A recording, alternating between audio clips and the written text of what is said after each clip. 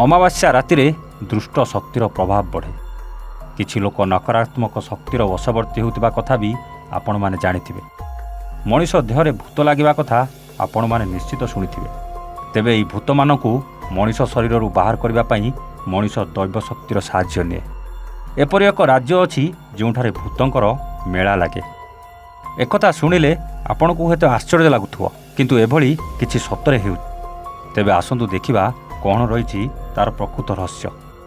Hello hi नमस्कार, story with प्रतापर आउ एक नुआ कहानी को आपण को स्वागत। बिहार रे लागिची एभली भिन्न मेला। छोट बड़ सबु पर्व रे बिहार रे मेला लगे, किंतु एठारे लागुथुवा भूत मेला सबुठु भिन्न। नवरात्र समय रे भोजपुर जिले रे बादरा ब्लॉक इटहना गाँव रे तथा अन्य दिन मानकरे एही भूत मेला लागि थाए। विश्वास करा जाए जे एठाकार ब्रह्मा बाबा एवं शिवलिंग को लागि करा जायथुवा जल पीवा द्वारा नकारात्मक शक्ति दूर होता है। बिहार अनेक स्थान रे एभली मेला लगे। भोजपुर जिला ठारू प्राय 20 किलोमीटर दूर थिबा इटाहान गाँव रे प्रत्येक अमावास्या रे एही मेला लगे।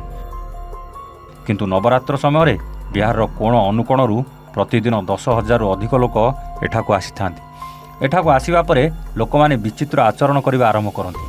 तेबे शह शह लोक नकारात्मक शक्ति मुक्ति पाइबा पई एठाकू आसीथांती।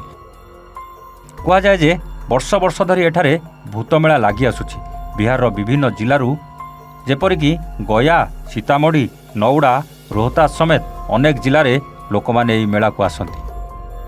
किछि लोक एपरि अछंती जो माने एठारे मास मास धरी रुहंती एवं पूजा मध्य करती।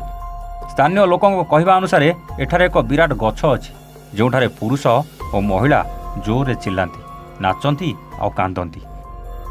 कह जाए जे एही मेलार उद्देश्य होछि लोकों शरीर लागिथिबा भूत को छड़ाइबा। एही मेला प्रत्येक अमावास्यार अनुष्ठित होइथाय।